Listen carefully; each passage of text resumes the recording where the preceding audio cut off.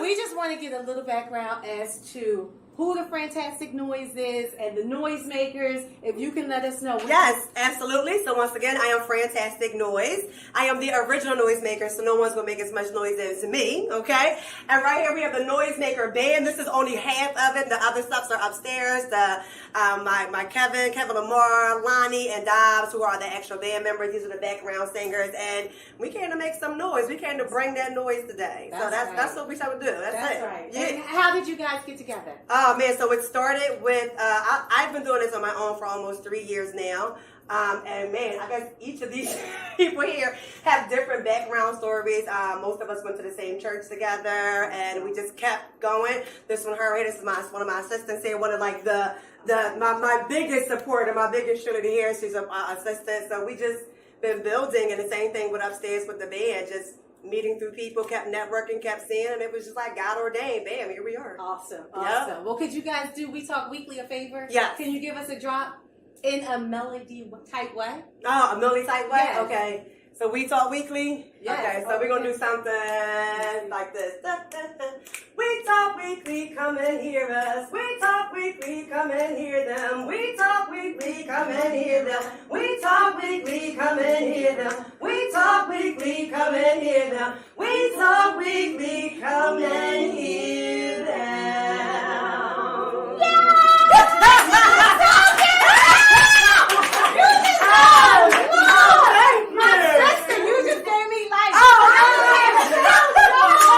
Okay, get beautified because y'all already gorgeous.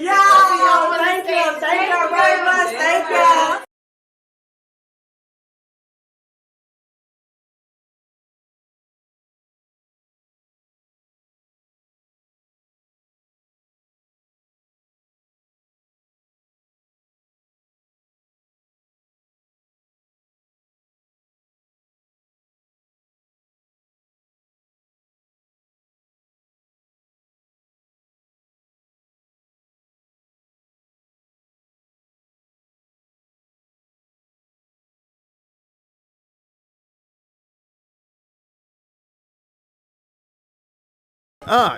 We apologize for that. We had another interview in here, and we like, hold up. I'm like, where's my guest at? She's from Philly too, so I gotta have her in the building. She's been doing some excellent things, some amazing work, so I definitely have to have her here. Can we get her like some headphones and make sure she got the mic right there? And so, ladies and gentlemen, one of the things that I truly like is the idea that we're doing these interviews. And why do I like the interviews? Because we get an opportunity to talk to the good old folk, right? The people who's doing some excellent work in the community, things that just the talent, right? And so I get excited about that. And so when we have someone that's in Philadelphia, because we have people that's come across, they stream in across the nation. Shout out to our followers in Europe and Africa that been inboxing us and stuff like that. So we all across the globe. So we excited about that work. But one thing that we're truly excited about is the work that we do here in Philadelphia, right? And had opportunity to give those platforms to people who, don't often get amplified like they should be. And this young lady today, man, we're going to give her that opportunity. So, Sizzle, you got it for me right now? Yeah. All right, so who do we have today? Who do you have today? So we have the beautiful Miss Chelsea Cox, Philadelphia native. She's a leading figure in the field of data analysis, analytics and design, with a bachelor's degree in actuarial science. I've never heard that. It just sounds super smart. She's too smart. She has a minor in statistics from Penn State University, along with an MBA in finance from Temple University, TU. Temple U. Just coming through tonight. She founded C2 Consulting Services in 2020. C2 Consulting embodies her vision to empower small businesses with data-driven insights, visualizations, and customized tools, helping them enhance operations and gain a competitive edge. Chelsea's success in building her company from the ground up highlights her visionary leadership and business acumen, revolutionizing how small businesses leverage data. And in addition to her entrepreneurial endeavors, Chelsea is a dedicated advocate for community service and civic engagement. Oh, okay. Something we've We're been. gonna talk a little bit about Yes, that then. Yeah. yes. She founded a Seat at the Table Foundation, a Get Out the Vote organization committed to providing voting education to underrepresented communities, reflecting her deep commitment to giving back. So let's give a warm We Talk Weekly welcome to the beautiful Miss Chelsea Cox. I've been giving her all these type. I've been giving her applause all the time. Yes, Let me bring her pictures up because she got some beautiful pictures up. Oh, let me. Where did I have her? There she go. There she go. Right there, Miss Chelsea. Come on, give her a round of applause. There you go. Yeah, man.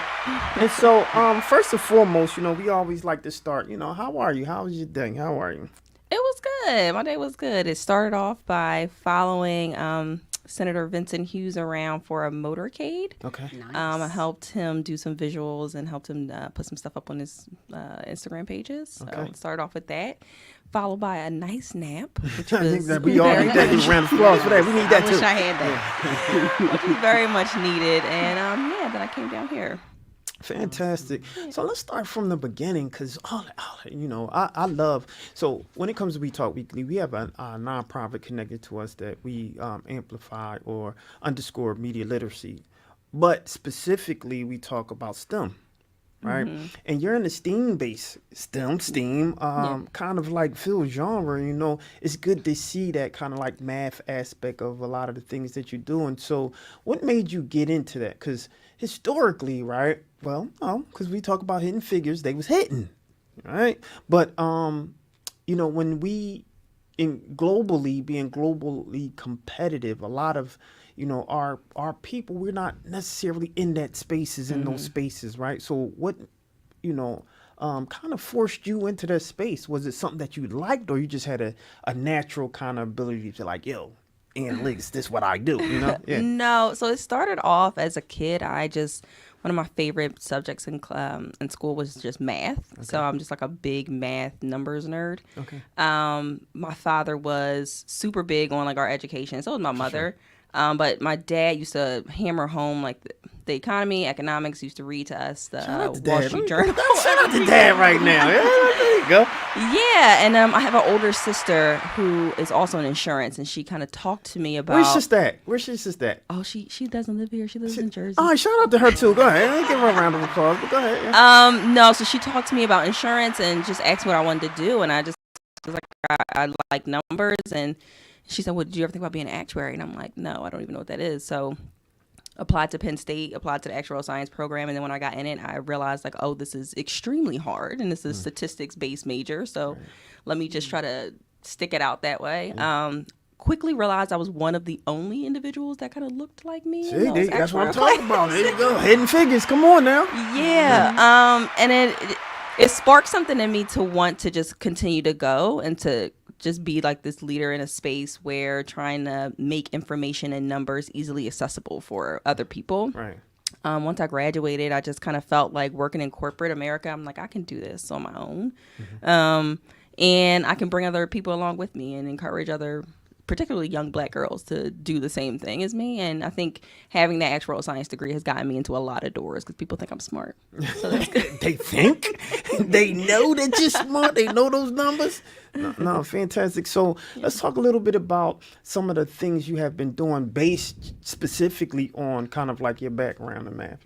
Yeah, so I have several clients that I basically help them tell their stories in different media platforms. So what I'll do is I'll take a bunch of numbers or a bunch of information and I'll figure out a way that they can tell their story to their audiences specifically. That has kind of stemmed into me just being as creative as possible. So being able to learn how to use different tools and gadgets that my clients can put their stories and information on like social media. So like Instagram or Facebook. So I'll do a reel for them. And they'll infuse information or data into it. Interesting. Another thing I do is I work with other companies or nonprofit organizations, and they have like a bunch of numbers and information that they've collected over the years, and they just don't have someone on their team to effectively aggregate all that information assess it, and then come up with some type of visuals for them so they can use the things I create for them to like leverage and get them more money.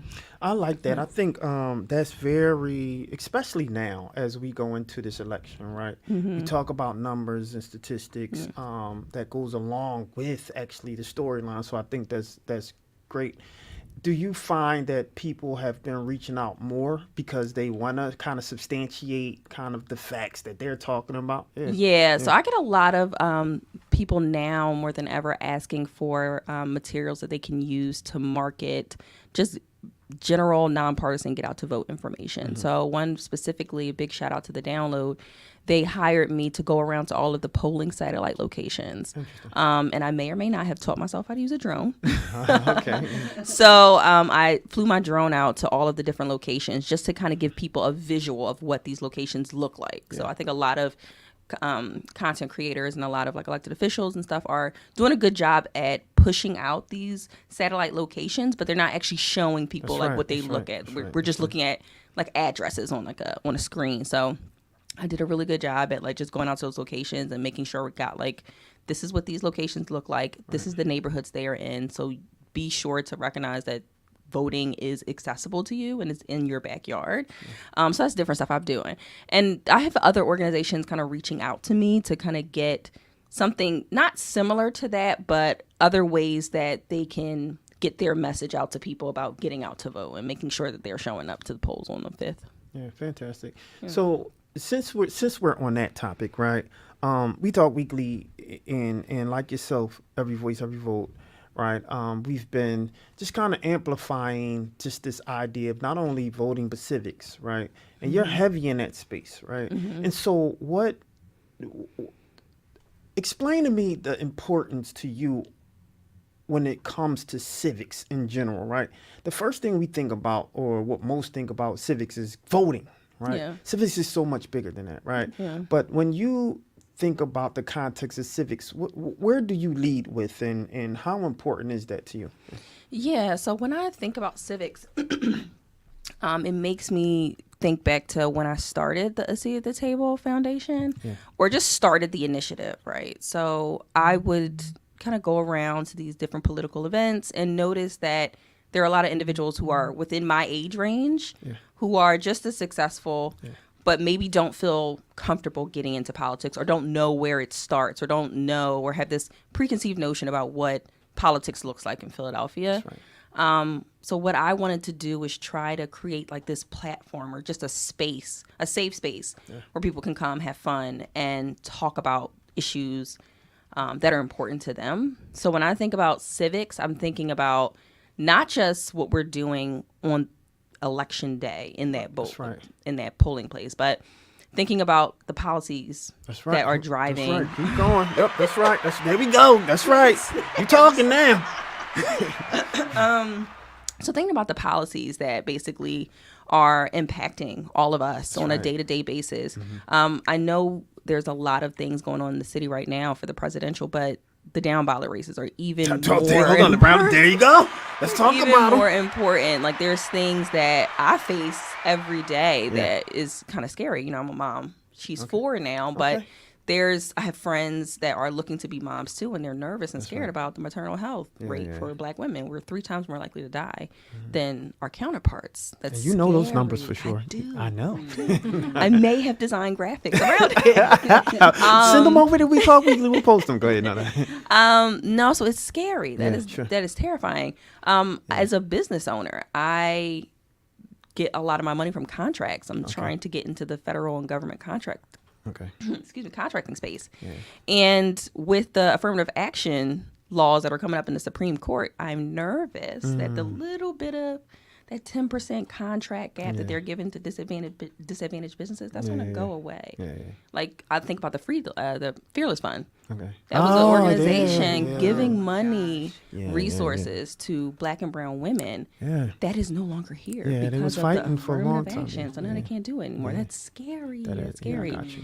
And I think our state reps, our state senators, our council people, if they understand what we are looking for and what are policies that are important to us, they can do their job more effectively. So I just go back to this idea of like, what can I do Yeah. to encourage people like myself That's right. to get out to the polls and go vote. And I started the seat at the table just to resonate with that idea. And it's like a big, great nod to Shirley Chisholm, who said, if they don't give you a seat at the table, then bring a folding chair. Around for Shirley Chisholm, yeah.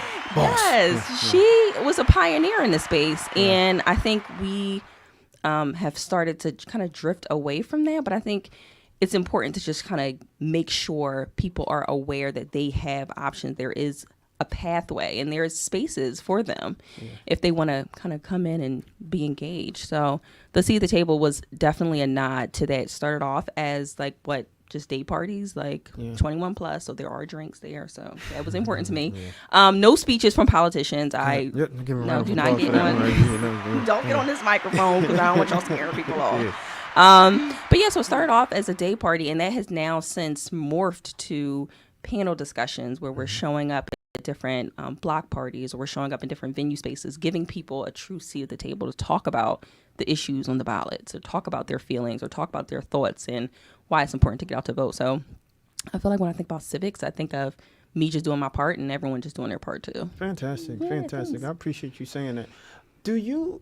I just want to back up to something that you said, because you mentioned the down ballot, and that's one of the things that this whole kind of election space kind of ticked me off, because you don't hear anything about the down ballot. All you hear is president, president, president, president. It's like, yo, it's some things that will affect us directly if we don't vote for that, right? Yeah.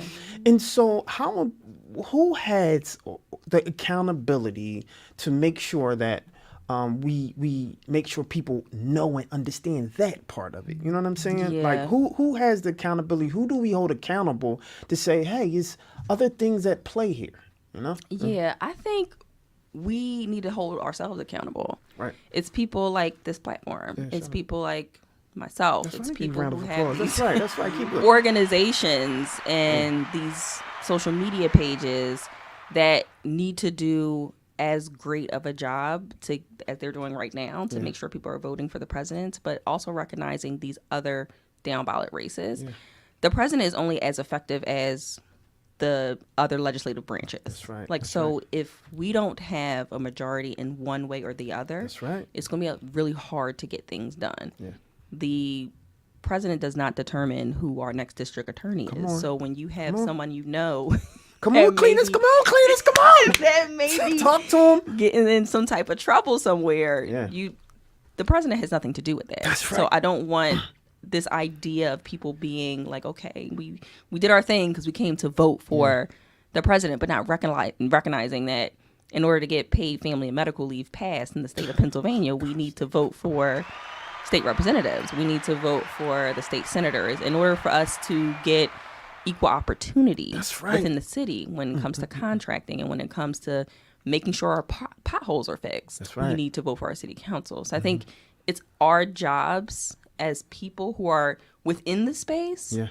to begin to educate people more. And I think one of the great things about this particular election, and with all the different celebrities and all the Yeah. different initiatives that's going on in the city right now, I think more people are looking Yeah. at politics. Yeah, I agree. So I think the work doesn't stop November 5th. Right. And that's like what I'm challenging everyone that has a current platform and a current stance to continue that work on That's November right. 6th and then continue that work for the primary coming up next year right. and then continue that work for the general. So Keep it up. I don't want it to stop in 2024. Yeah. Yeah. One of the most disheartening things that happened to me just recently was me talking to a young man, and he literally just said, I'm voting because it's just for the presidents. I was like, just for the presidents? No. He was like, oh, it's other people to vote for? Yes. Which infuriated me, because the millions and millions of dollars that's going into this election, you're not even talking about the other people that's supporting the presidential, that's part of the leadership, right? So it's just a weird space for me right now. So I'm just kind of disgruntled a little bit about that, because those are the people that you have been complaining about getting work done on the house or your taxes and all of this stuff. Those are the people you need to be looking at this point. So that's just a little side note. But I appreciate the work that you're doing, and I do believe that we are the ones that are accountable for Yeah. this, because no one else is going to do it, right? And so we have to, and that's what we Talk Weekly does. We amplify those voices like your own, because I think you're doing some amazing work. That's why we want to bring you here. Go ahead, Lauren. This Lauren's piece. Yeah, no doubt. I was just thinking here to myself, like, how do we get, the Black community to buy into this idea of civic engagement, and, so that it's something that we pass down to our children, because they're not learning it in schools. They're not, how do we first get people to even, buy into the idea of civic engagement? Yeah, I think from what I've learned in my experience is meeting people where they're at.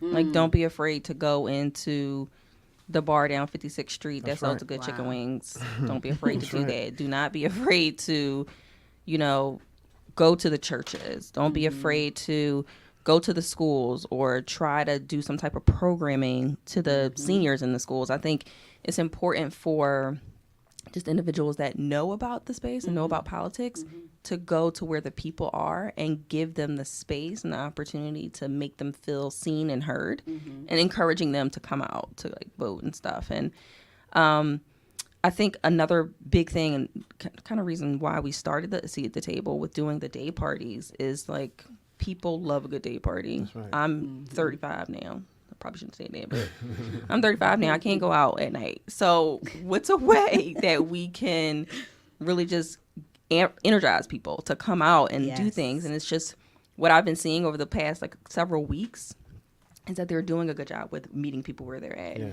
Like even with the motorcade, those motorcades go throughout the city, which is a traditional thing I see every election cycle is those motorcades. But another thing that a lot of organizations are doing is having these pop-ups. They're having pop-ups in beauty stores, hair salons. I just saw a pop-up at a restaurant, a good restaurant that's down Old City. They're doing pop-ups at the different shopping centers. So I think they're doing really good work. And I think that is how you get people to come out. It's just going to where they are and encouraging them to get their voices heard. Yeah. Because, I mean, with the pop-ups, that sounds like it's something that people would be more interested in versus, like, the traditional, like, oh, you got to go to this town hall and all that. Like, it's, to me, it's giving, like, just something that's, like, trendy, like, something that's fun and, like, not the norm when it comes to politics. So. Yeah. One of the Seat at the Table events that we had earlier this year, we had it at the Fiddler Club. And it was awesome. Love the Fiddler Club. Looks great inside. Some of the feedback we got was people were a little hesitant to come into the Fiddler Club because they have this preconceived notion about the Fiddler Club. We heard it. And what we decided to do was this upcoming day party, which is on the 3rd, it's this Sunday. Not this Sunday, it's on tomorrow. It is next week. We're doing it at Free Press, which is a boutique shop down on 15th Street. And dynamic owners of the shop. One particular owner I speak to, his name is Munch. Shout out to Munch. Just great.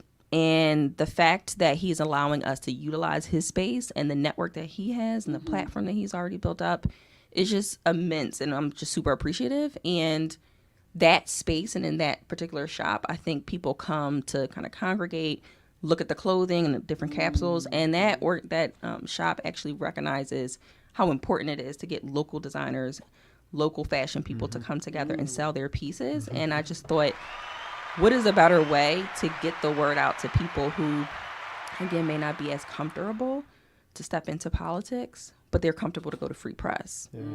That's what I think that it kind of resonates with the idea of meeting people where they're at. I was just thinking that. I was just saying that. That's definitely along the lines of meeting people where they are. Yeah, absolutely. Yeah. So shout out to them. If you had a young person, even at this event that's about to happen at Free Press, come to you and ask you, right, why should I vote? Why is voting important, right? Why does my vote even matter? Because we get that a lot. And so I ask a lot of people that question because I'm interested in seeing the response that you would give, right? So what would you say to a young lady that, loves the work that you're doing and they come to an event and they like, but why should I vote though? What would you tell that person? I would just tell them, and it's funny because I just was at another event and I was talking to a bunch of younger kids and they were saying they weren't going to vote. And I was like, well, what's important to you? So you tell me what's important to you. And I guarantee you 9 out of those 10 things that are important to you, someone that is running for an office has that on their platform. That's right. And if that one politician has that on their platform, then there are probably 10 others that have it on their platform too. This information or this thing is important to you, it's important to 100 other people. That's right. Yeah. There's no way you're going to see the change that you want to see if you don't at least acclimate yourself to the space. And I know we tell people to do their research, but you can't tell like a 19-year-old kid to do no research. You're not going to be like, do your research.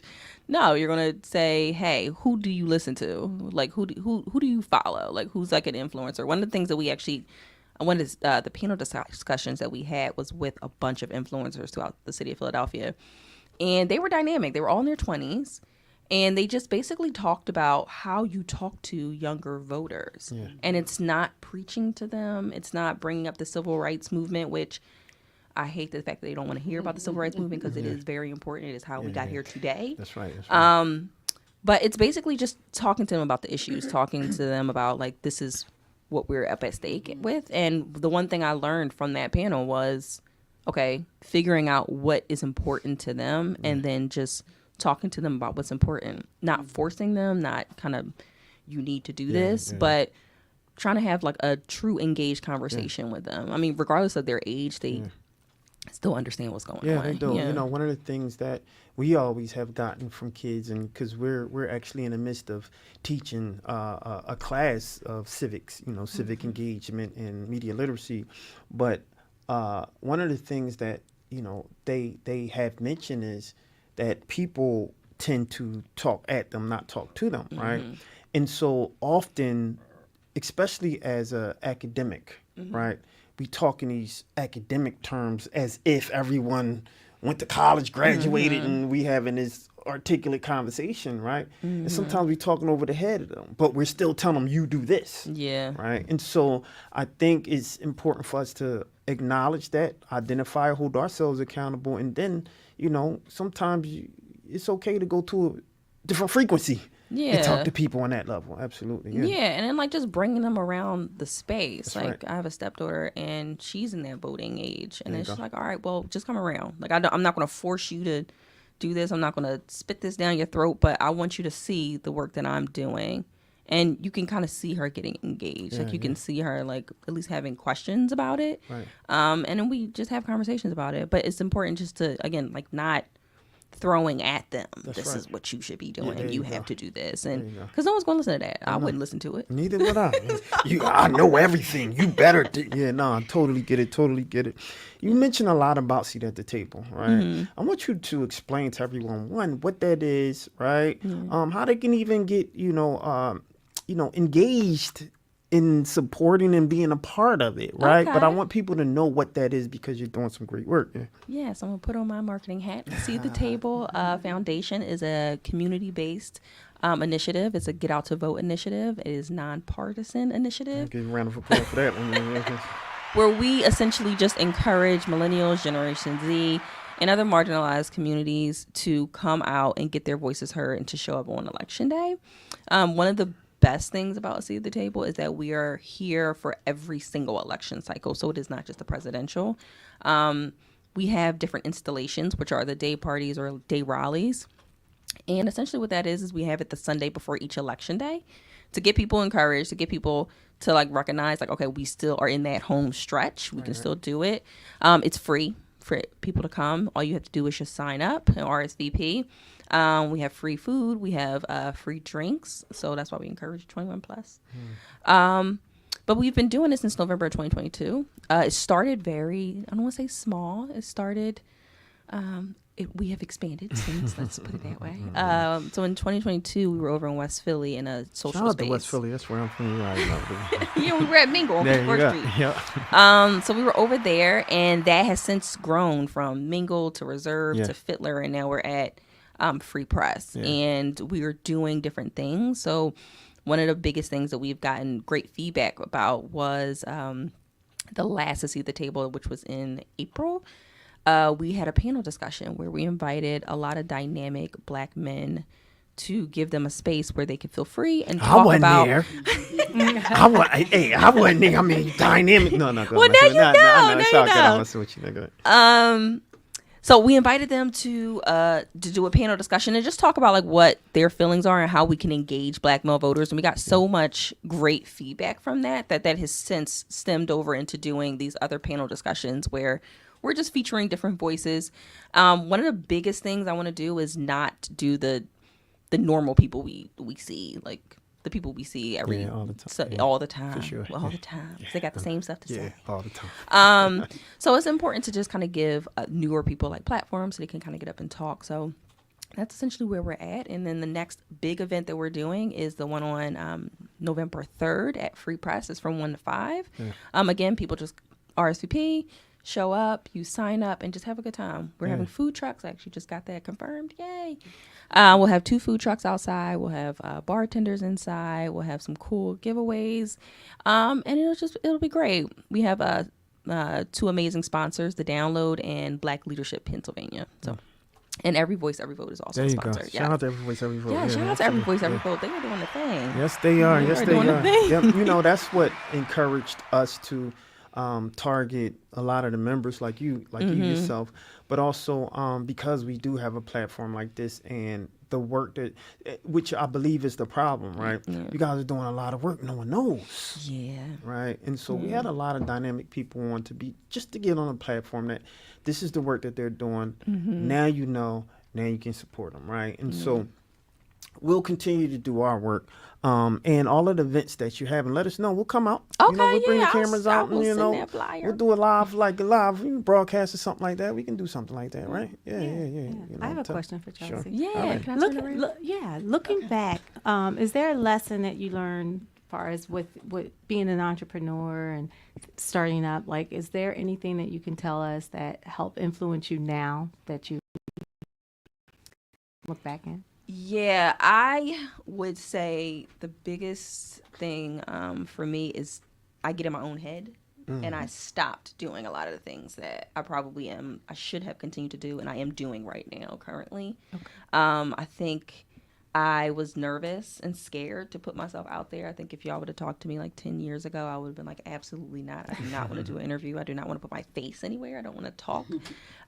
Even a few years ago when I started C2 Consulting, I had to start marketing the business. And people were like, Chelsea, you got to put your face on camera. And I'm like, no, I'm not doing it. And then now I do it and I just post and just kind of walk away. That's just kind of like my thing right now. But Awesome. yeah, so some of the things I learned was just not stopping. Like if you feel like you have a good idea, even if you can't really articulate what that idea is, just trying to hone in on how you can amplify it and just keep going. Like it'll eventually come. That was one of the biggest things I learned was just to kind of just never give up on yourself. Another big thing I learned was building a network is crucial. Absolutely.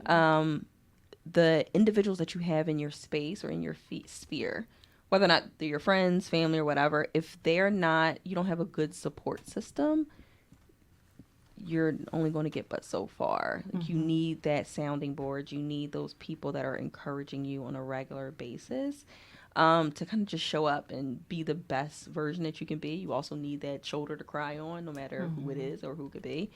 And I think like without that, I don't want to say you're nothing, but it's going to be harder for you. It's like it's going to be a bigger challenge. So I think those are the biggest things. I would have started earlier and I would have built a network. Yeah. A team. Yeah, a team. Okay. A team. I am looking for a team now. I'm looking for a team now. And I have feelers out. Like I have awesome people that I can rely on. Like I have photographers I can rely on. I have other event production people I can rely on. I have other analysts that I can rely on that can help me do the work that I'm doing right now. But I would have definitely started 10 years ago.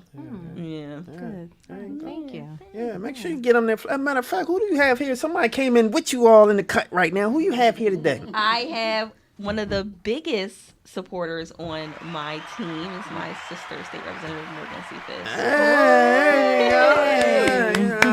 I had to shout her out. She's doing some amazing work in the community. Yeah, She she continue to do her due diligence, and we hold people accountable here. And so I would have put her on Front Street. if she didn't. Oh, okay. And she in them streets. Good. No, she cares. Yeah, like, I always she's say in them this. streets, so kudos to her. You Yes, know, I for always sure. say this. Like, I know people think like politicians don't care. She cares. Yes, I she remember does. this one She time does. she walked out the house. Sorry, Mark, I'm gonna put you on blast. She had 2 different shoes on. She was so damn stressed. Sorry. She was so stressed. She was so stressed, and I felt like bad. But I feel like her being in my network and in my presence encourages me every day to just do the work that I'm doing. And a seat at the table honestly started with me and her talking. Like, how can we integrate something that we thought would be fun? Yeah. And get people out. And we was like, oh, day party. And it was like, nobody would go to a day party. And then, like, here we are. Everybody at a day. Yeah. Everybody at a day Yes. party. And she is just like one of my biggest cheerleaders. I just love her so much. Yeah, Sorry. yeah. She be out there in them streets because we out there in them streets, right? And when we, time. oh yeah, for a long time. Long And you know, time. one of the things that I have a problem with, and I use that word problem, is election time. Mm-hmm. Everyone wants your vote. Everyone start campaigning, right? But you never see them until then. Mm-hmm. And so I get on this platform and we got a nice little reach. So I'm like, yo, I don't know, because we don't go to any side. We just say we for people who are doing the work. Yeah. And it's just to give her work. I give her a round of applause. She's doing the work out there. You know? I always see her Give her a working. round of applause. And shout out to her. She just got a bill passed up at the state. I'll talk about it. Oh, Let's wow. amplify. Give her the flowers. Please, We'll give her the please. flowers. Give her the Yes, 'cause I flowers. actually do Let's pay hear attention it. to her job, even though she thinks I don't. She just got a bill passed for doula services. So essentially, women that want to get doulas can be covered under Medicaid. Wow. Yes, and she's doing a lot of work with awesome. Momnibus PA. She's doing a lot of work in the maternal health space. She just bought $10 million to her district. Okay, fantastic. Shout out to Overbrook High School. She Yeah. didn't even go to Overbrook, but she's giving them money. So Yeah. shout out to y'all. Yeah, so she out there doing her thing. I think this is her second or third bill that actually got that got passed. Yes, And that impacts me. I'm in healthcare, so I'm telling patients now that through their Medicaid product that they can get doula services. So thank you. Thank you. Yeah. Yeah. Awesome. Round of applause for that. You know, so thanks for your work. Got to give you flowers. We believe in giving people flowers, right? Because we hard on them. If we hard on you on this side, we gotta be nice to you on the other side, right? It's only right? And so, so kudos for that. So thanks for giving her flowers. But, back to you. Yeah. And some of the great work that you're doing over there. And so, I asked about if someone asked about voting. What if you have a young lady that's looking at you like, oh my God, I love you. Like, you're amazing. How can I do what you do? What would you tell that little sister? I would first tell the young lady, figure out what you love, because if it's something that you love and something you have a passion for, it won't even feel like work, right? Sit down, think through what you want to do. Create that, I don't want to say strategic plan because that just sounds very blah, but create a plan for your life. Like, what do you want? Where do you see yourself a year from now, 5 years from now, 10 years from now? The sky is the limit. So that idea of where you see yourself, don't limit it to what you see in your direct sphere, Right. but creating something that you feel will leave a mark on society in this world. One of the things my dad taught me was about this blue ocean theory, which is a theory of creating something that is so far out into the ocean that no one else can touch. Now, you may have other people that are going to get into the space or get into this area, but you creating something that is going to live in this one dot in the middle of this blue ocean and amplifying that as much as you possibly can. I would just encourage each individual to be creative, think of ways that you can be innovative, and think of ways that you can leave a mark. And the only way that you can really do that is thinking through, like, what's a passion for you? What's important for you?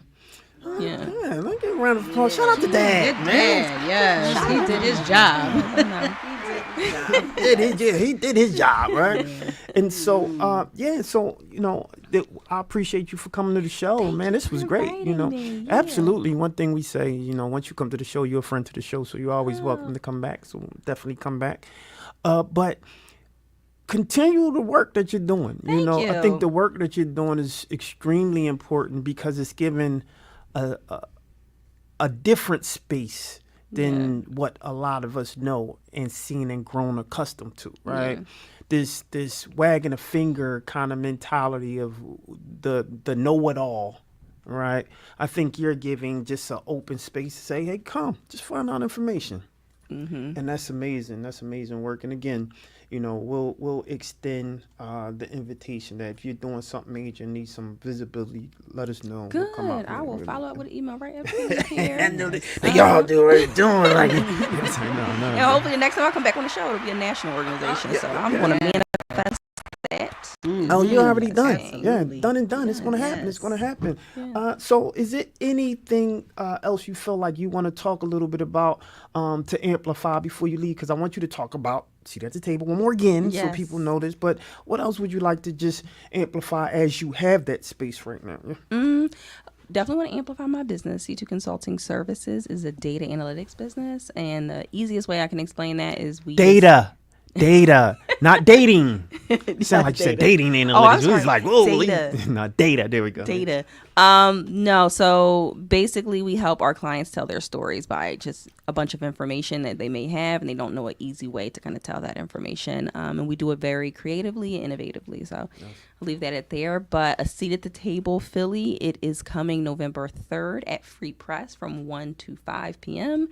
We're going to have 2 food trucks out there. It's free drinks, so it is 21 plus, unfortunately. But fortunately for everyone else, all you have to do is just come, sign up, show up, and just get your voices heard. And it is a true day party. Like, we will be playing some good music, not like the regular old Philly music that people aren't to, but it'll be good. It'll be good. We're super excited. We may have like a special guest there, which I can't There you go. Can I ask for a favor though? Yes. Can we have 3 shirts? I like that shirt. Can Oh, you can you make sure we okay. get some, please? Yes. Yeah, there you go. That's all I'm asking. So we like literally, it. this is like one of one, but I will get more because I feel like somebody else asked me for like some that. too. Yeah. Yeah, somebody else asked me for some, and I think we're going to try to do like some more branding of the space. This is Okay. me just being in the weeds. So yes, I will get y'all some shirts. No doubt, no doubt. Yes. One more again, how can they get in contact with you and all that good old stuff? Yep. Yeah, so you can find me directly at Seat at the Table. at c2consultingservices.com. Our website is still pending. It should be up by tomorrow, which is a seatatthetablephilly.org. We also we're on Instagram, a Seat at the Table a Seat at the Table.Philly. And then my personal Instagram account is chelsea.r.cox. Very boring, but easy if you want to remember my name. So yes. There you go. There you have it, ladies and gentlemen. Listen, excellent interview, dynamic interview, but I don't want you guys to go anywhere. When we come back, we got another interview coming back. We also got good news and bad news, and of course, the sizzle was definitely in the building. I'm your boy, Charles Gregory, with the beautiful, Lawrence and the beautiful, Classy Lady and Sparkle. the beautiful, Chelsea Cox. and the beautiful. She's at Murray Cephas. She in the building. So don't go nowhere. We'll be right back after this. We're going back to Sparkle, y'all. We'll be right. We just want to get a little background as to who the Fantastic Noise is and the noisemakers. If you can let us know. Yes, absolutely. So once again, I am Fantastic Noise. I am the original noisemaker, so no one's going to make as much noise as me, okay? And right here we have the Noisemaker Band. This is only half of it. The other stuffs are upstairs. My Kevin Lamar, Lonnie, and Dobbs, who are the actual band members. These are the background singers. And we came to make some noise. We came to bring that noise today. So that's what we try to do. That's it. right. Yeah. And how did you guys get together? Oh man, so it started with I've been doing this on my own for almost 3 years now. And man, I guess each of these people here have different background stories. Most of us went to the same church together, and we just kept going. This one, this is one of my assistants here, one of like my biggest supporter, my biggest cheerleader here. She's an assistant, so we just been building, and the same thing with upstairs with the band, just meeting through people, kept networking, kept seeing, and it was just like God ordained. Bam, here we are. Awesome. Yep. Well, could you guys do We Talk Weekly a favor? Yes. Can you give us a drop in a melody type way? Oh, a Millie type way? Yes. Okay. So we talk weekly? Yes. Okay, so we're gonna do something like this. We talk weekly, come and hear us. We talk weekly, come and hear them. We talk weekly, come and hear them. We talk weekly, come and hear them. We talk weekly, come and hear them. We talk weekly, come and hear them.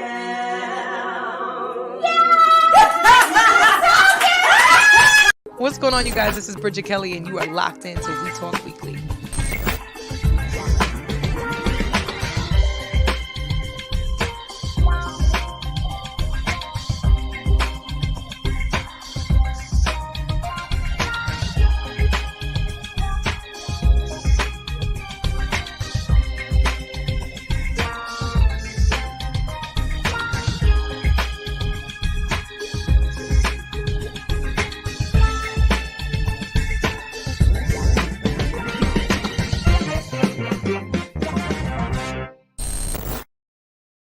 We Talk Weeklies after the talk with WPPMLP Philadelphia 106.5 FM. We Talk Weeklies after the talk. Dynamic interview. We had some beautiful people in the building, talk a little bit about some civics and engaging and some of the things that, actually going on out there in them streets. We got Class Lady Spark. What's up, Spark? Holla at me. What did you think of that interview? Yeah? Can you hear me? There we go, yeah. I think that we need what you're doing. This platform is allowing for the voices, especially for Generation Z, the millennials. Like, they all really want to. They're a different generation now. They want to amplify their voices, but they feel like their voices are muzzled. Yeah. And now they got people that are saying, no, you have a voice. This is how you use it. And these are going to be different platforms. And honestly, meet them where they're at means digital. That's what they're doing. They're looking at it from a digital perspective on how to amplify the voices of this new generation. Yeah. So I think it's great. Definitely. I think we got to continue to, keep amplifying those voices, continue to, give space, allow space for the young folk. Man, we tend to get in this space as if we know everything or we have all the answers, but they are a community that have answers also that affects them, have certain things and issues that affect them specifically that we kind of grew out of, right? And so we have to allow space for that as well. And one of the things I want to allow space also is good news and bad news. You ready for? Yeah. No doubt. So here you go. Good news and All bad right, news. wait, real quick. It's only bad news, though. All right, I ain't even on the good bad. Okay, here we go. All right, so I don't know if you guys heard of this story, but 33-year-old Bevelyn Beatty, her name is Bevelyn Beatty Williams. She's a pro-life activist, was recently sentenced to 41 months in prison after her involvement in a June 2020 incident at a Planned Parenthood in Manhattan. Williams was found guilty of violating the federal FACE, which is Freedom of Access to Clinical Entrance Act, which prohibits using threats or force to interfere with access to reproductive health services. So during this incident, Williams allegedly blocked the access to the clinic by pressing herself against the entrance and physically injuring a staff member and allegedly verbally threatening clinic personnel. So this is what they're saying she did. And this is why they're saying that she was sentenced to the 41 months. Williams is a mother of a young child and has since announced plans to appeal her sentence, expressing that she was persecuted because of her beliefs. She feels as though because she was preaching the word of God and preaching about Jesus Christ and telling people how this was condemnation of having an abortion, she's basically being used as an example. William has appealed the sentence, and she claims that her actions stem from her Christian beliefs and her past experience. She also had her own abortion at 15, which is why she was influenced in her activism. So she's not doing this based on something as just her religion. She's doing this because she was once on that table. She launched a fundraiser to support her legal cause, emphasizing her intention to advocate for religious liberties. Supporters believe her punishment is unjust, viewing it as targeting her faith rather than her actions, with some even comparing her protests to filibusters. It's called filibuster against abortion rights.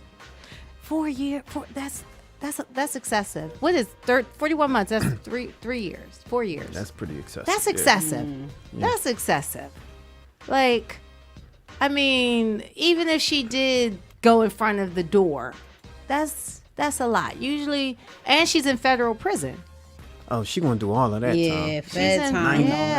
98% of that. Yeah, that was Learn time, good time, none of that. yeah, because she was found violating the federal act, which is the FACE Act. So that's it's considered a federal crime because it was a federal law put in place. See, and it's things like that when we talk about who to vote for. That's gonna call into question a lot, which is why I say that we really need to do like our homework. We really need to think about the other issues that can affect us as we amplify our voices or try to kind of shed light on certain things, and she has a right to, you know, long as she's not, I guess, assaulting anyone or anything. You didn't say that she assaulted anyone, right? Allegedly, they're Allegedly. saying that she blocked the entrance, and allegedly she used verbal threatening. And Interesting. they're stating that one of the staff members was physically injured. So they're saying when she blocked the door, the staff member's hand got hurt. 4 years though, like I'm telling you, it's people who have committed crazy crimes and have not been, and she's in federal prison, and she has a young child herself. And the other thing is, we haven't heard about this. Yeah. People are not But amplifying. they heard this. about it now. They heard about it now. They heard about The it other now, thing child. is that this happened in 2020. Okay. Now that's right before COVID.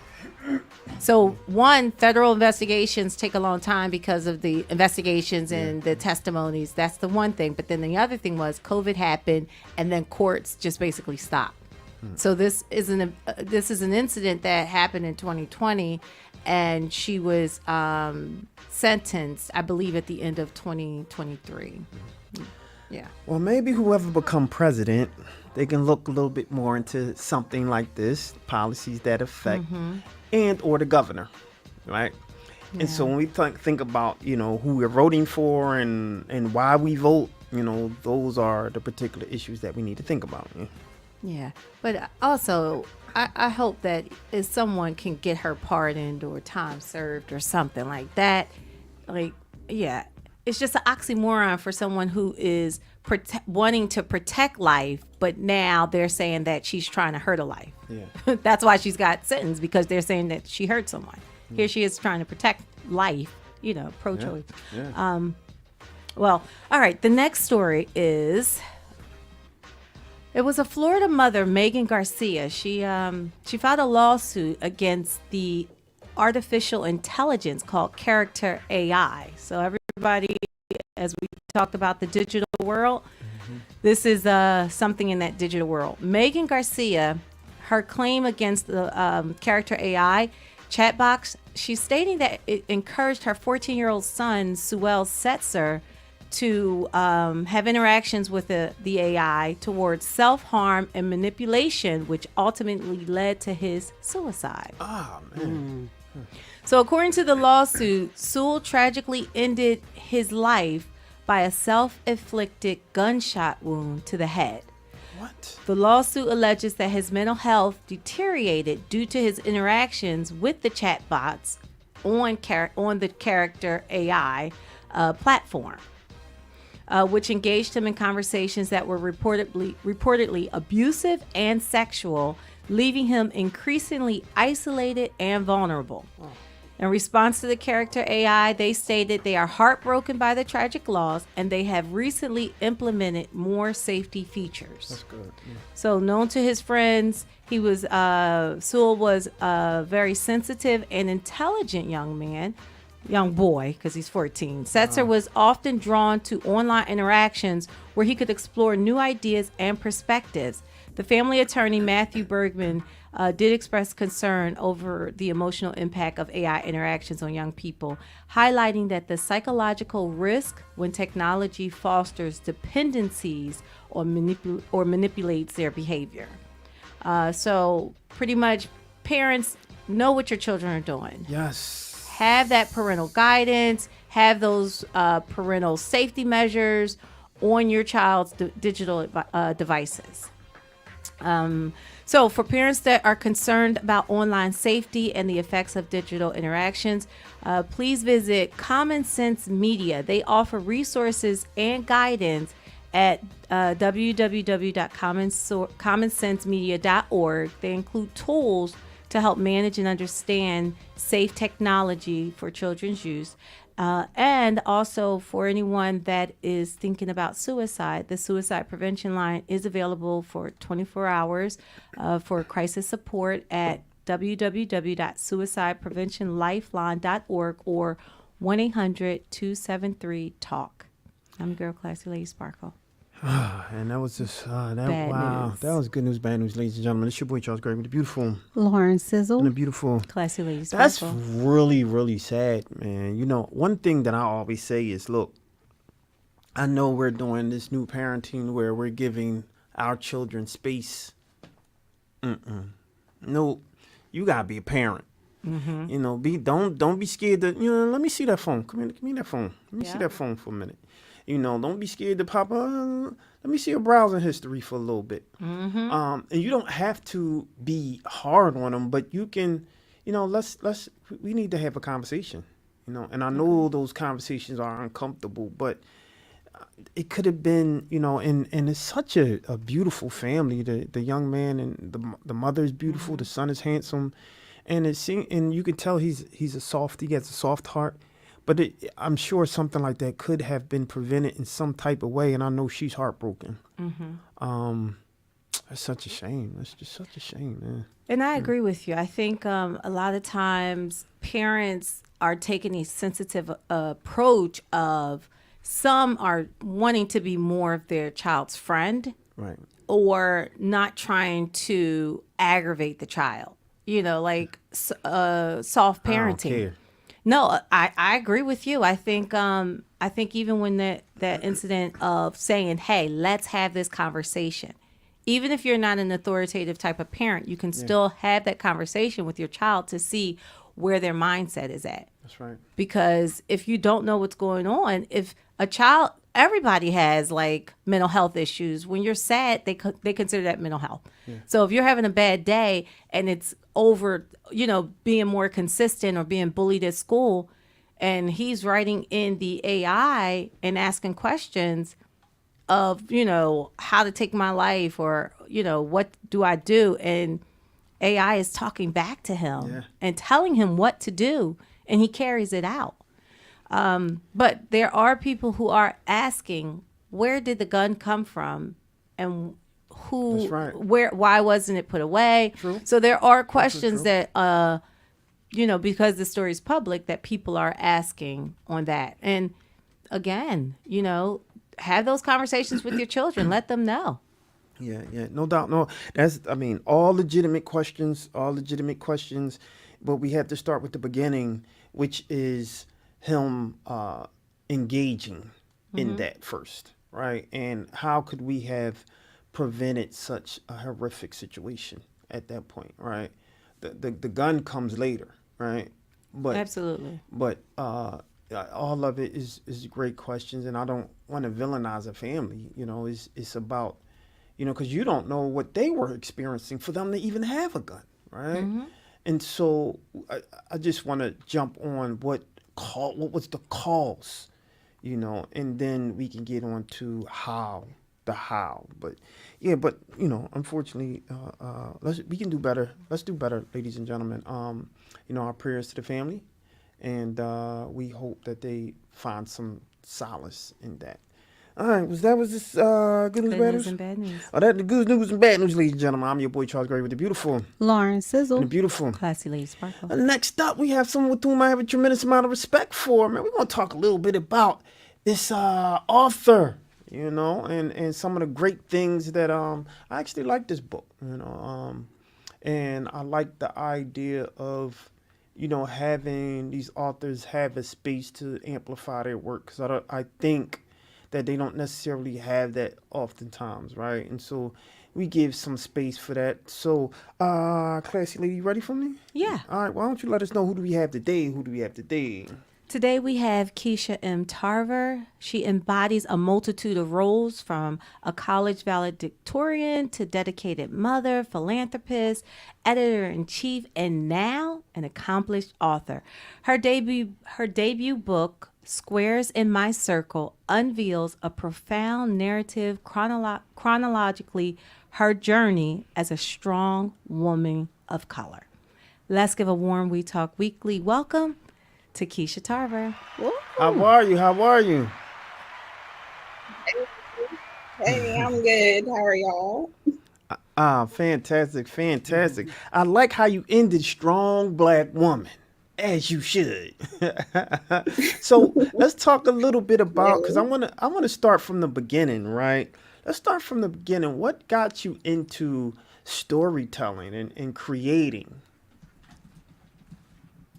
Oh, I've been a creator all my life. So like I'll rewind it back to like '89 when I used to like draw Ninja Turtles on poster boards, and then like I graduated from that to arts and crafts.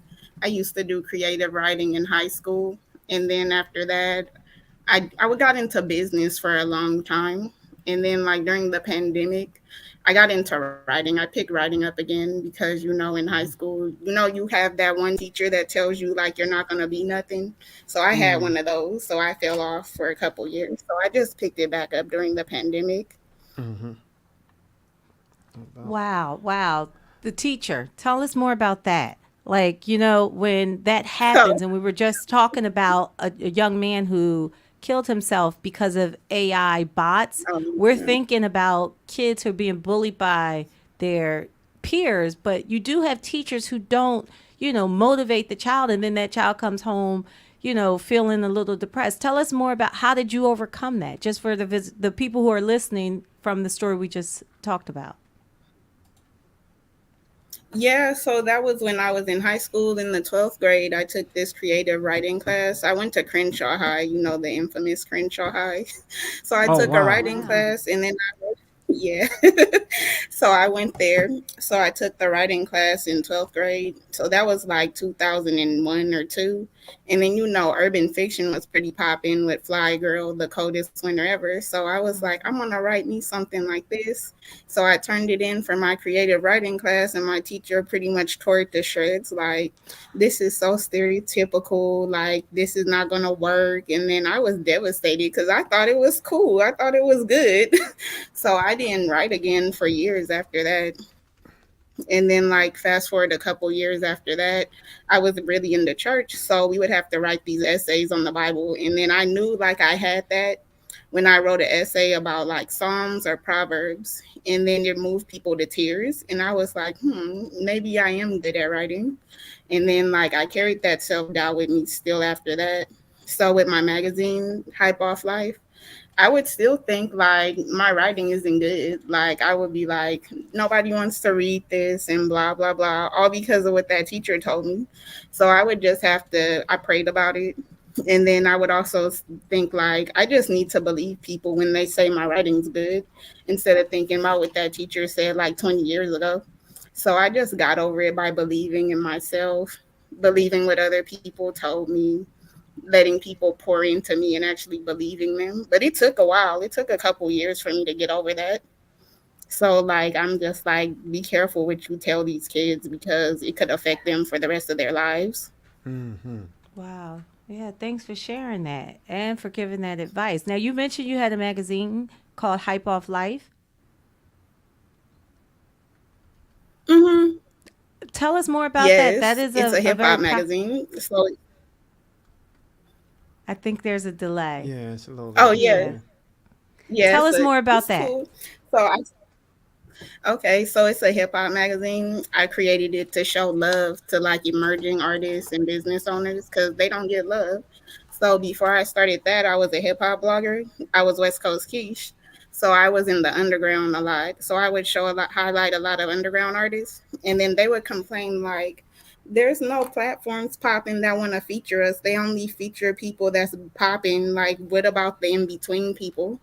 So I just decided to be the change I want to see and start highlighting those people. Like I didn't create it to be like up here, like a top tier. Like I'm not saying it's not top tier, but I Hmm. created it to be a springboard to the next level for artists.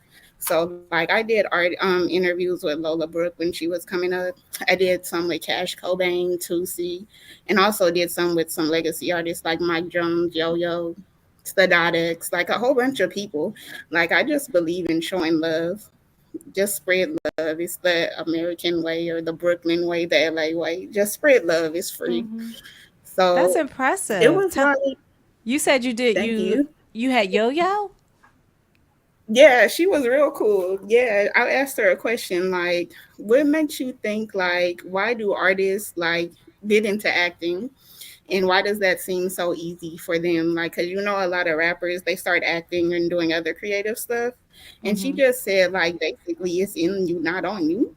And I was like, yeah, that makes a lot of sense. But that was a really good interview. Oh, So I did wow. one with her. Yeah, I just love music. So it's just like I'm creative. Like I get to merge my love for art and writing with my magazine. So it's like the perfect fit for me. So perfect segue. Tell us more about your magazine. Well, that was Hype Off Life. So now you have you're an author now. So Squares in My Circle. Mhm. Tell us more about that. Is that more of a that's more of a book, correct? Yes, it's a book. It's a novella. It's not like a full novel. People tell me they liked it because it's so short they could read it in a day, but it like packs a punch.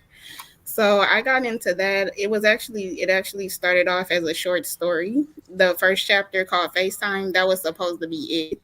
And then I shared it with my friends and they were like, "What is this? Like, are you gonna continue the story?" And then I was like, might as well. So that's how that came about. And then I dropped the book last year. Everybody that read it, they love it and they're like, "Keisha, like, where did this story come from? Like, what?" Like Well, it got a lot of give good us a brief reviews. description about So it without giving it away so people can still so purchase the it. book is okay. So the book is set in Los Angeles during the pandemic because that was a tumultuous time for everybody. But it's set in LA, and the main character is Boss Lady. So Boss Lady, she's a boss. She owns a fashion brand, and she's a multi-millionaire. So she gets like whoever she wants. She does whatever she wants. So she has a stud BFF named Blue. She has a fiance named Curtis and a girlfriend named Alex. So she just gets into trouble having all those and juggling everybody. It's a really crazy story. Wait a minute. Okay. So she's a millionaire and her BFF is a Yes, stud. And what else? yes. Wait. She has a fiance and a girlfriend. I need Like she does not care. Like she wants and who she wants. And the Okay. three What people kind I of person mentioned. and Boss Lady, what kind of personality does Boss Lady have? She's real cool. She's chill. Like she'll like tell you what it is, and she's not here for any drama. Like you can like leave that over there. And she's about her money, about her cash. Like she's a real boss, and Mm-hmm. she just does not take nobody's stuff. And she's also like kind of like on the freak nasty side. So I'll just say that. Mm-hmm. So So yeah, what was the creative process behind this? Like what birthed this book? Like where did your mind go in order to bring up these characters? well, for me, writing is real spiritual to me. So, like, I'm just saying, like, I'll just sit there and I'll just write what I see in my mind. So, those characters just came to me out of boredom. I was like bored during the pandemic and I was like, I want to write something. And that's what came to my mind. And then it just kept going and going and going. And then I was like, what is this? Like, when I was editing it, I was like laughing to myself, like, girl, I cannot believe you wrote this because the story's so crazy. So you edited your own book? Yeah, I You were edited, I editor in wrote it. chief. So Yeah. tell us So I, how does that look when you're editor in chief of your own book? oh, well, I just wrote it and then like I had to go back and change a lot of the names because, like, if you know, you know. So, like, a lot of the names, there were name brands in there and there were famous people in there. And then I had to go back and make up some stuff like Pretty and the Kitty, that's supposed to be somebody. Simeon Simi, that's supposed to be somebody. Like I had to change the names of a lot of things. So I just did that. And then I also designed the book too. Not the cover, but I designed the layout. It was pretty fun editing it. I was just going back and seeing what I could change and how I could make it more interesting for everybody. Awesome. Now you mentioned about the question you had asked Yo-Yo about how rappers go right into acting. My question to you is that a lot of writers start to write for actors. Like, you know, a lot of times their novels, they want to see it on the screen or someone literally those characters come to life. So is that something that you look forward to doing? Yes, I do. I want to turn it into a movie, like for real. I have so many like ideas in my head. I want to get into film too. So I've actually been considering going to film school. Just add more to my plate, more than there is there right now. Mm-hmm. So I am trying to get into film in the future. Oh, nice. I So just would feel there like be there's a lot of stories. Oh, what were go you saying? no, go ahead, finish your thing. Oh, yeah, I was saying there's a lot of untold stories that need to be told, like Boss Lady story. Like a lot of people don't know about like the LGBTQ life because they like go by what the media portrays. It's always one sided. So I just wanted to show the different aspects and different types of characters and like archetypes you'll find in life. So I just feel like there's a lot of stories that still need to be told. And I want to be one of the people to tell those stories. Awesome. Who would you look at in regards to film, actor wise, that you would want to represent your characters, or even director wise? That's a good question. I grew up on a lot of John Singleton. I grew up loving Spike Lee, and who else? I love Hype Williams stuff. Remember him with the music I videos and do. Belly. I like look up Hmm. to them. And as far as actor wise go, it would be dope to have Tiana Taylor in one of my videos, one of my movies. Mm. That would be Hmm. crazy and get a lot of like upcoming talent in there. And because like Boys in the Hood, like he caught a lot of people, like he gave, like, I wouldn't say he gave them their story, but he put a lot of like dope upcoming people in his movies. So I would like to do that too.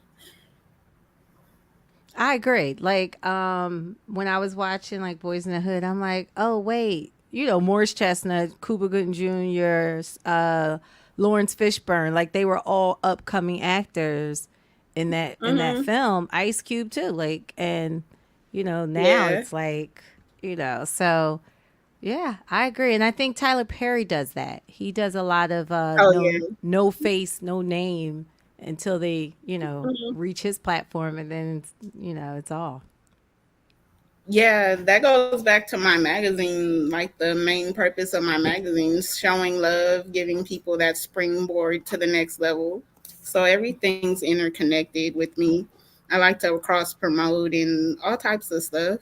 So I don't mind showing people love because some people they'll be like, don't want to congratulate anybody. So I'm all like, if Hmm. it's dope, I'm gonna tell you that. Like if I could help you, I'm gonna help you. So that's the type of person I am. Okay, what has been some of your I guess unexpected lessons that you've learned as an author? Oh, well, I learned to make sure your cover matches your content because a lot of like you all read my book. So a lot of people they will buy the book and they think it's like one all flowery. Then when they open it, it's like their head gets blown back because it doesn't match the cover. Like it's like a shock to them. So make sure your cover matches your content. And then I also learned that you got to promote your stuff before you even start writing it. Like do a Hmm. beta group, get an art group going, have people be your beta readers. And then you also want to promote it well after it's released. So promotion and making sure your content and your cover align. Those are my two main lessons that I learned. Yeah, because I'm looking at the cover, and the cover looks real sweet.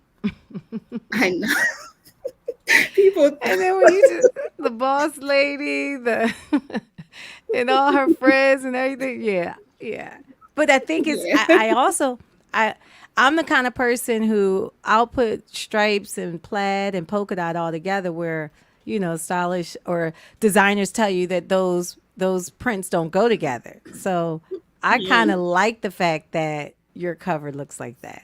It's not like Zayn, how Yeah. her covers are, you know?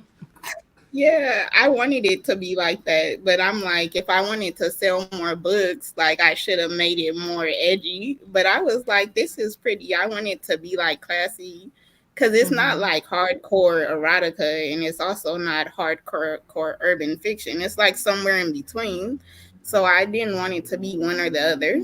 I wanted it to Right. like boggle some people's minds. Like it's one of Mm-hmm. those if you know books. Right. Right. That hidden secret. So Yeah. in your bio, I mentioned valedictorian, dedicated mother, philanthropist, like all these hats that you wear. Like how do you balance it all? Well, I'm gonna tell you. So a couple years ago, like maybe like 15 years ago, I knew this lady. She had 5 kids. I have 5 kids too, but at the time I had two. And she always looked cool. Like she wasn't stressing. She wasn't worried. She was well put together. She was like, y'all kids ain't gonna run me. So I asked her, how do you do that? I'm like, what's your secret? Because I need to know. And then she told me her secret. She was like, I have a planner. And then I was like, what is that simple? So I got a planner. That's the only way I get all this stuff done. I make my schedule every Sunday for the whole week. Oh So that's the wow. secret. Have a planner. Yeah. And just stay organized. You gotta stay organized. Like I use a physical planner, and I also use Hmm. my Apple calendar, and I have an Outlook calendar. And then I color code them. I have different calendars within the calendar, so I always know what I'm doing. Other than that, it won't get done because I'll totally Hmm. forget about stuff because I have so Hmm. much stuff going on all the time. I agree with you on that one. If it wasn't, I mean, even my Alexa, I'll tell her to remind me of like 10 minutes before a meeting just to go off. So, so I'll remember. Now, you mentioned you have 5 children. Yeah, I do. Awesome. Yeah, Now, I'm older than I look. well, you look great. You look great. And evidently, they are on a plan. They got a mama with a planner and everything. So I know they're organized. My question to you was, do you see any of the writing ability in them? My oldest son, he likes to write, and my daughter, she likes to write. I have 4 boys, and my last child is my daughter. So both of them like to write. Then my middle son, he likes to write raps, and last son, my youngest son, he doesn't really like to write. But my second oldest son, he's into music too, so it does flow through our veins. Because my dad, he used to play the bass guitar, and my mom, she had a whole insane record collection, and then it just gets passed down from generation to generation. At one point I had like 800 CDs, so it's just 800 in my head. CDs? Yep. All right. So tell me what's in your, first of all, I guess what's your top five of out of them 800 CDs? So at that time it was like 2007, I had like 800 CDs. So my top, Jagged Edge, J.E. Heartbreak, and then also like Aaliyah, her last album. And then what else was I listening to? I used to like Timbaland and Magoo, Live from the Basement. I think that's what it was called. And then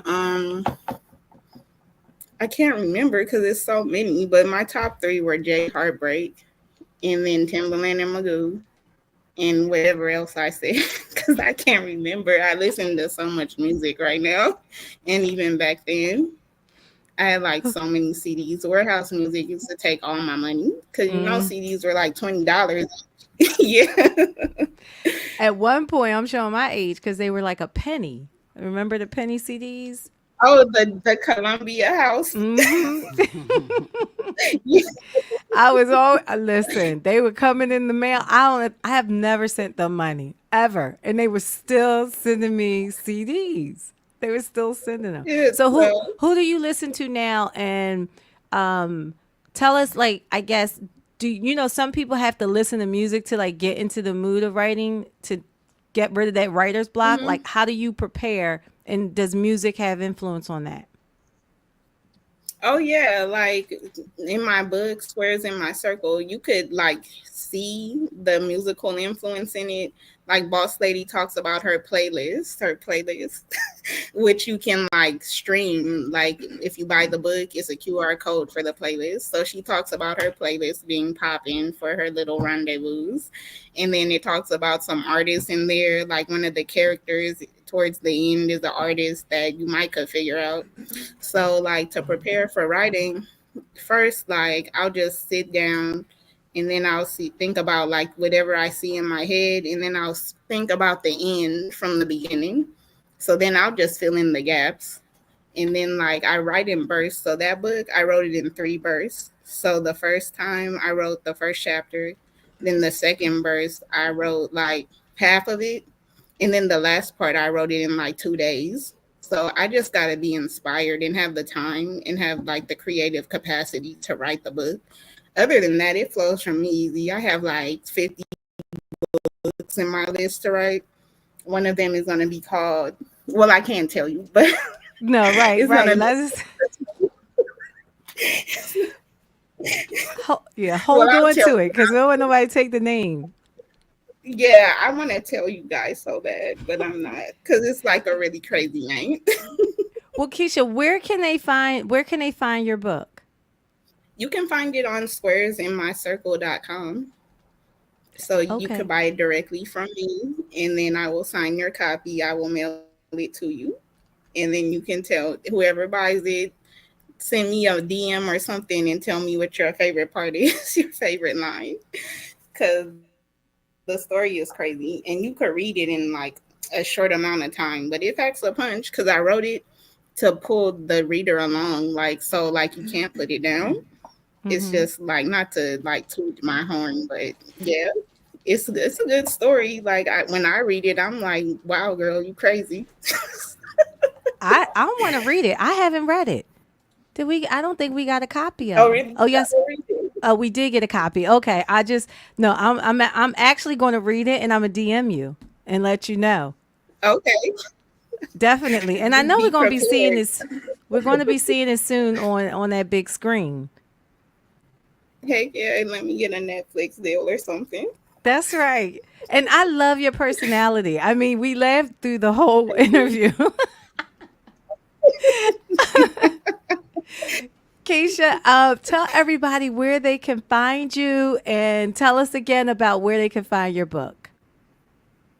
Okay, you can find me on Instagram at Low Key in Los Angeles, because I'm low key in Los Angeles, meaning nobody sees me unless I want you to. So I just like to make my moves and go do what I need to do. So that's where that comes from. And then you can follow my magazine at Hype Off Life, meaning HYPE Off Life. It's like high off life, but hype, because I like to promote like positivity. And then you can buy my book at squaresinmycircle.com and let me know how you like it. It's a pretty savage lust story, so that should tell you everything you need to know. Okay. All right. Well, y'all heard it. If she ain't sent for you, then don't come because she be low key. Keisha, thank you so much for just, sharing your information with us. Y'all already know where to find her. Don't go anywhere. We got more to come. Thanks again, Keisha. Bye.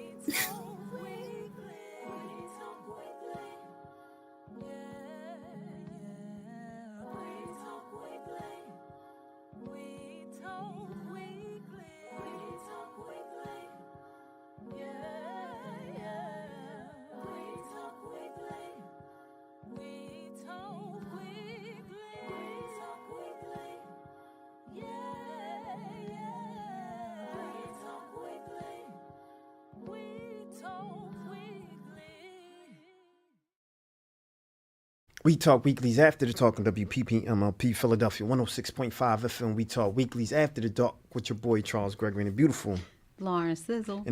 Classy Lady Sparkle. Let me. Somebody was like, Joy Davis was like, hey, she was shouting her out. I appreciate when all of the, the fans and followers and friends of the authors or any of the guests come on because they get a chance to support. Their friends, the people who they follow. So that's a good look. So shout out to Joy Davis for supporting her friend really heavy. So you already know what time it is. You ready for me? Yes, I am. All right, holla at me early. All right, so make sure you guys go ahead and subscribe to We Talk Weekly on all social media platforms, podcast platforms. And if you want to support us even further, you can go to Cash App, $ We Talk Weekly. And you can also go to our website, www.wetalkweekly.com, and you can go to donate, and you can make a secure donation through PayPal. So the Beehive's highly anticipated political moment came when Beyonce made an appearance to show her support at VP Kamala Harris's Houston rally focusing on abortion rights. So, you know, when they had the DNC, Beyonce, the Beehive was all going crazy. Like, when are they're bringing Beyonce out? And it was all this little hoopla going on. And it never was in the cards for her to do the DNC. That was a lot of people had their little, controversial thoughts on that. But this time Beyonce did show up, and she was accompanied on stage by fellow Destiny's Child member and longtime friend Kelly Rowland. And the pair were introduced by Beyonce's mother, Tina Knowles, who has also been outspoken in her support for VP Harris. But Kelly and Beyonce's empowering introduction speeches had the crowd going bananas as they advocated for voting abortion rights and their support for VP Harris. Beyonce said, I'm not here as a celebrity. I'm not here as a politician. I'm here as a mother. But although Texas is not a battleground state, it is one of the states with strict abortion laws, banning abortion under almost all circumstances. So VP Harris says it is a very important state, and we are here to really highlight that. Sadly, the elected leaders of Texas, a lot of them have made Texas ground zero in this fundamental fight for the freedom of women to make decisions about their own body. So tonight we will be discussing the impact of that, not only to the women and their families, but to people around the country because of Trump abortion bans. So shout out to Kelly Rowland and Beyonce. I thought their speech and everything was very empowering.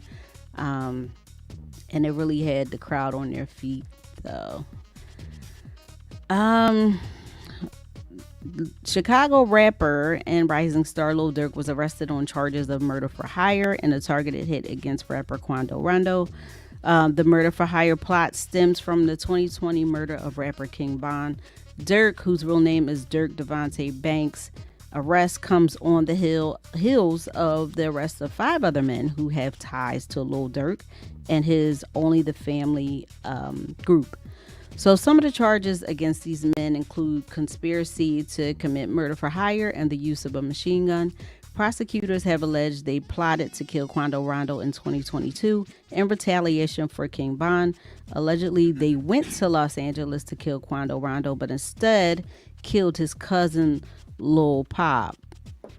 So Lil Durk started OTF in 2010 and released 6 albums. He's collaborated with Drake for his Laugh Now Cry Later song, and J. Cole, All My Life, for which he won a Grammy. And Durk had just started promoting his upcoming album Deep Thoughts right before this arrest. So he's alleged to have orchestrated and funded this entire ordeal. So yeah, that's a little sad. I like Lil Durk. It's just sad to hear that.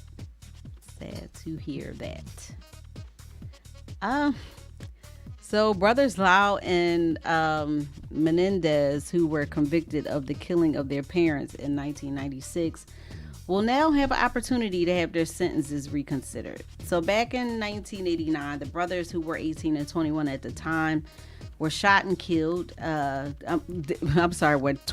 and 21 at the time, shot and killed their parents, Jose and Kitty Menendez, in their Beverly Hills mansion. And they claimed self-defense, alleging a lifetime of physical and sexual abuse by their father. The first trial ended in mistrial, with the second trial ending in a conviction. So they were sentenced to life in prison without the possibility of parole. But now an LA District Attorney, George Gaskin, filed a motion recommending a judge resentence them. So this comes just after the Netflix film The Menendez Brothers. Many have seen that. social media has also been going crazy over the last couple years about their case. But Attorney Gaston told CNN, "I will never excuse murder, and those were brutal, premeditated murders. They were appropriately sentenced at the time when they were tried. They got life without parole, life without the possibility of parole. I just think that given the current state of the law and given our assessment of their behavior in prison, they deserve the opportunity to be reevaluated and perhaps reintegrated into the community." So the new evidence that they have now, that presented in 2023, it includes a sworn statement by former Menudo boy band member Roy Rossello, who alleges the father, Jose Menendez, molested him in the 80s. Hold on, wait. So what was the father? Who was the father in entertainment or something? How was he now? So, and I don't remember exactly his whole story, but he came from, I forget what country he came from, but he came over here, and then he kind of built an empire from himself. He was like an executive or something like that in entertainment. He worked with different groups. I'm mad because I cannot remember exactly the name of the groups and stuff that he worked with. It was a record company.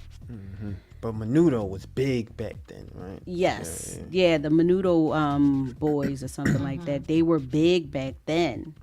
So one of the boys is alleging that the dad had molested them. But when he came to the U.S., the dad, he was broke, but he worked hard to kind of build this his estate and this empire and all that. He met and married the wife, who I believe she was either a model or something like that. Met her and married her. He came from Cuba. Met her, married her. They had the 2 kids, and then he went on to have millions of dollars. And I think a part of the case that, prosecutors were using at the time was that they cut the dad cut the boys out of the will, and they were going to get, I think, an estimated $14 million inherited, but they got cut out of the will. So the prosecutor was trying to say like that was part of the reason for them killing, murdering their parents. That was a motive, yeah. Right. Murdering the parents. Wow. But then also Eric Menendez, he wrote a letter. This was right before the murders, to his cousin about the abuse from his father. So they're saying that some family members are saying that they were either aware because they, I guess, talked to one of the boys and they were aware about the abuse. They approached the mother with it and she denied it and didn't believe it. And, that's when they were younger. So I guess Eric was confiding in a cousin, telling him what was going on. And so they're now using the letter that he wrote as part of the evidence. But the hearing could possibly be held within the next 45 days, with the possibility of the brothers being resentenced to 50 years. And with them committing the crime when they were under 26 years old, there's a California law that states they could be eligible for youthful parole. And they were also model prisoners, so the attorneys believe that will be in their favor when they go before the parole board. But the brothers' families are also hoping they will finally be released, and Kim Kardashian, who has advocated for the brothers, is also calling for their release. That's cool. But one thing, when I was looking back at this trial and during the trial, this is just crazy. The prosecutor, Pamela Bozanich, argued that men could not be raped. I don't know why that was not called out then, but that was her argument during trial. Men could not be raped. And they're saying that if she don't know about prison. She never heard about prison. That she's trying to put them in prison. She ain't never heard what happens in prison. It's insane that she was able to use that argument. But they're saying that if these two brothers were white women, would they have gotten all of this time that they got? They even brought up No, absolutely not. Yeah, they even brought up I can't think of her name right now. Can you imagine if they was black? Oh God, I'm gonna let you finish. Yeah, but I'm pretty much done. But they even brought up the girl that killed her mom and she got out and now she's a celebrity.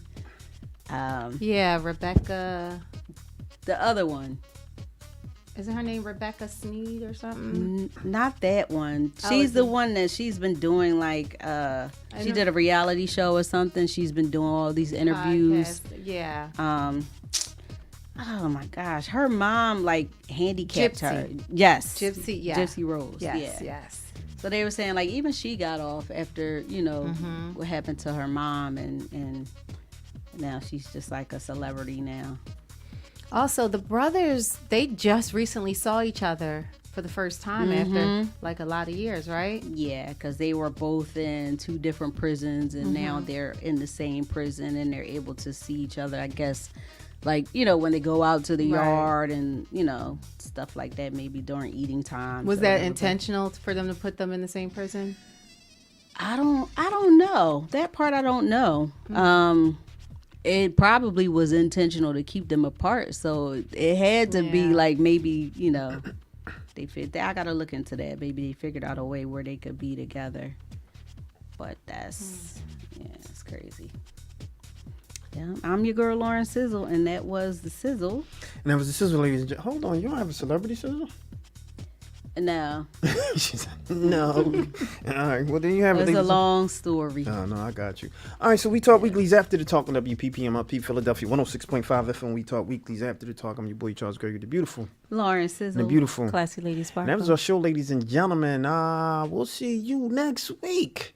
Same bat time, same bat channel, man. Continue to talk and amplify these stories. Continue to support. Subscribe. Make sure you subscribe. You watch this. Make sure you subscribe to the show and make sure you tell one to tell a friend. We talk weekly because we here and we're your friends to the end. And we out here like last, y'all. Peace. Peace, y'all.